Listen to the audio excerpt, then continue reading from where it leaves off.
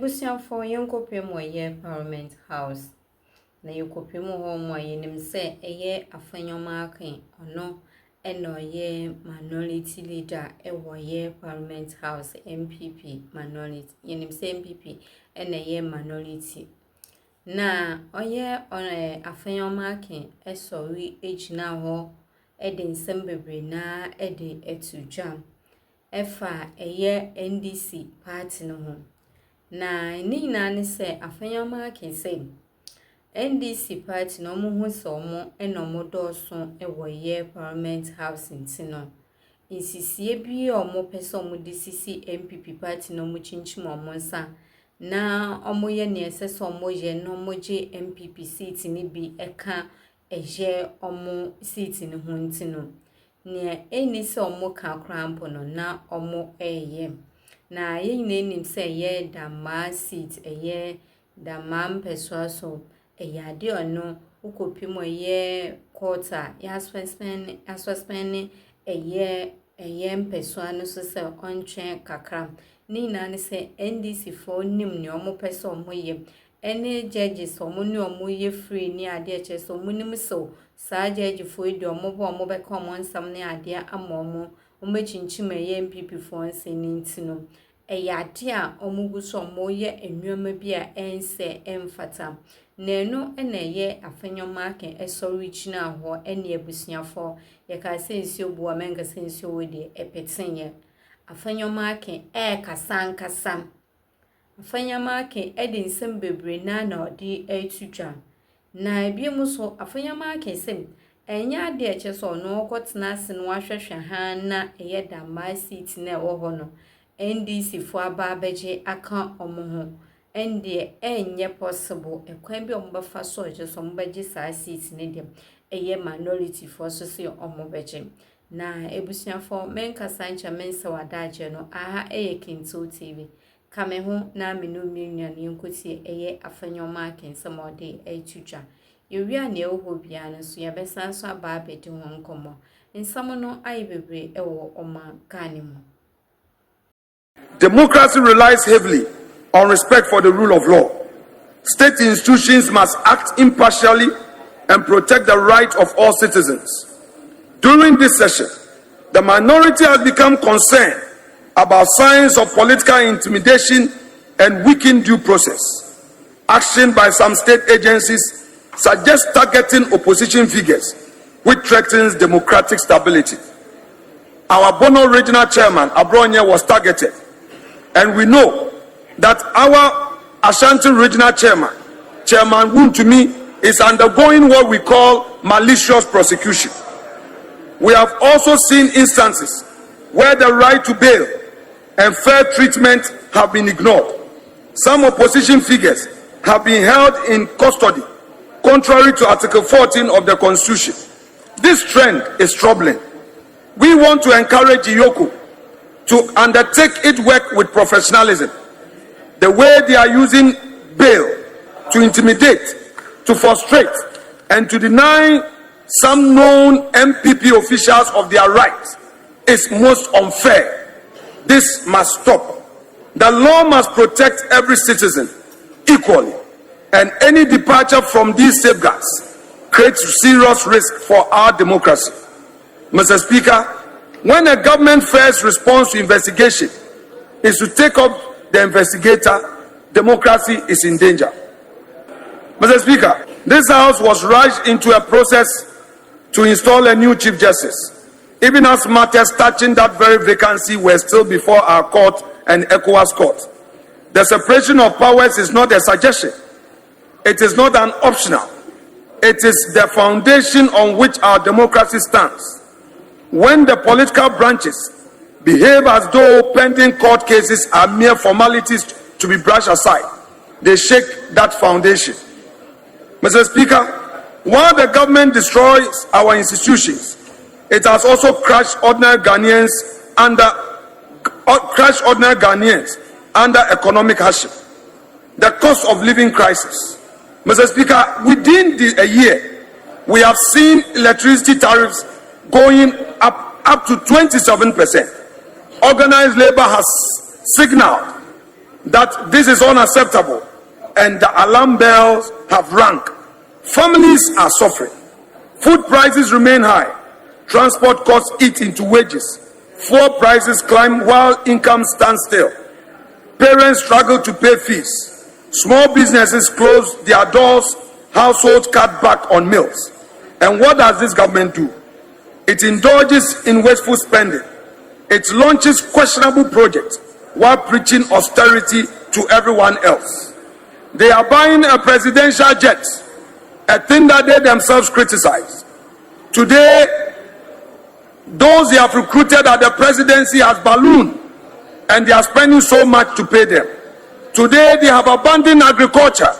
We have not seen production increase. Today, the private sector is suffering. They took away the policy of 1D1F, no incentive to the private sector. Mr. Speaker, the social contract is breaking when those at the top live in comfort, while at the bottom are told to tighten their belts. At the same time, our mineral wealth is being sold off in shady deals. The lithium agreement, we repeat, is opaque. The terms favor foreign and local investors, while communities get nothing. The details are hidden. The draft mining royalty regulation are being rushed through as subsidiary legislation without transparency, without proper scrutiny, creating loopholes for the well-connected. Mr. Speaker, the Chamber of Mines has sounded an alarm. We urge government to withdraw this regulation and engage in broader stakeholder consultation. Mr. Speaker, our gold, our lithium, our future being redesigned through the back door while Ghanaians are kept in the dark is most unfortunate and unacceptable. Mr. Speaker, let me turn my attention to foreign policy. It is our view that this government has also tarnished Ghana's hard-won reputation on the world stage. Mr. Speaker, Ghana was once a respected voice on the global stage. Nkrumah showed us how. We were principled and strategic. Today, that careful statecraft has been replaced by impulsiveness. Mr. Speaker, today we see what we call a rather reckless situation instead of a steady leadership. Look at the recent clash with the United States. It was over commercial debt. It ended with defiant statement, quote, "We owe you nothing," unquote. That line may have pleased some at home, but it was, in our view, reckless. It turned a complex financial issue into a public fight. That dispute needed quiet, technical talks and not shouting. We saw the same pattern with Israel. There was an unfortunate issue in Israel involving our citizens. Instead of calm fact-finding and private diplomacy, we chose a loud public confrontation. We used a megaphone when we needed a quiet conversation between partners. In both cases, small problems were blown up into political drama. This shows a dangerous shift. Under this government, foreign policy is now a stage for domestic politics. It is no longer a careful tool to protect Ghana's long-term interests. Let me be clear. We fully support a foreign policy that asserts Ghana's interests, and we fully support a decision to protect our citizens, and we fully support a decision to lawfully protect every Ghanaian everywhere. But what our foreign ministry must remember is that a foreign policy is about interests, power, and values. When cool heads are required, there is no place for buga in diplomatic arena. We have lost our measured words and steady nerves.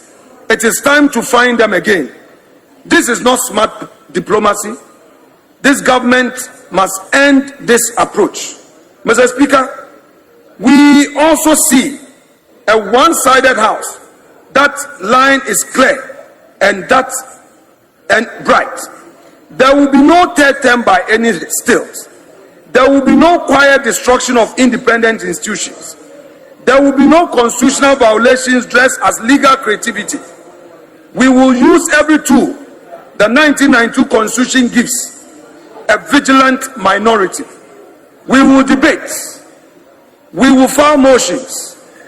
We will go to court. We will mobilize public opinion. We will not stand by while this government dismantles what generations built. Mr. Speaker, our people are weary, but they are not defeated. They wait, not from partisan hatred, but from a hunger for competence, for decency, for a government that respects the Constitution and values lives. When change comes, history records two groups of people. One chose silence, one chose convenience, and one looked away. The other stood its ground, defended the Constitution, spoke for the people. We, the mighty minority, are the second group. We are the latter. We stood our grounds, defended this Constitution, and spoke for the people. Mr. Speaker, it is the practice of democracy that strengthens democracy. Democracy does not become strong simply because it exists on paper. It becomes strong because it is exercised properly and consistently. Put simply, writing or amending a constitution does not make a country democratic. Holding elections alone does not make a country democratic. Calling a system democratic does not make it so. What strengthens democracy is the daily practice of it. Respecting the rule of law, even when it restrains those in power. Allowing parliament to function independently. Protecting minority voices, dissent and opposition. Following due process, not shortcuts. Accepting accountability and scrutiny. Obeying and adhering to constitutional limits. Ghana stands today at a critical democratic moment, not because our democracy has failed us, but because its spirit is being tested. The question before us is not whether democracy is still suitable for us, but whether those entrusted with power are willing to submit themselves to its discipline. No authoritarian system ever admits that it is authoritarian. Tyranny often disguises itself as democracy until it's too late. This movement, therefore, calls not only on political actors, but on all pillars of our democracy. We are all involved in building our motherland and sustaining its democracy. We need a media that is courageous, free and fair. We need faith institutions that model integrity and elevate national unity. We need civil society to remain a sanctuary of truth, free inquiry, and intellectual honesty.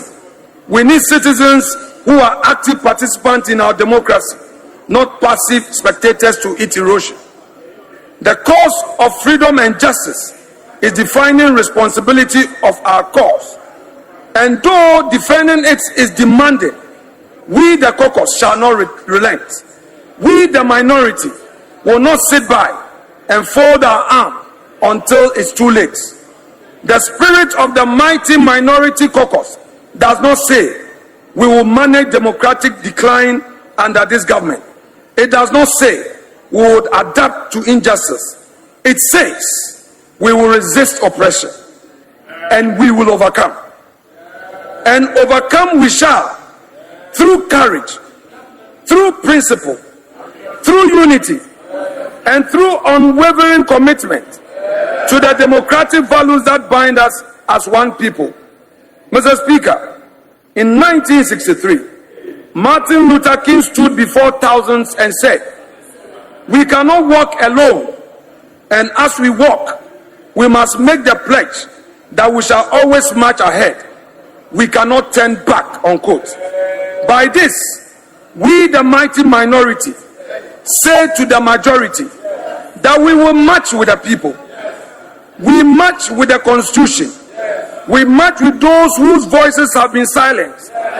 We march with the 1.3 million young people who deserve better than this government has given them. And we will not turn back.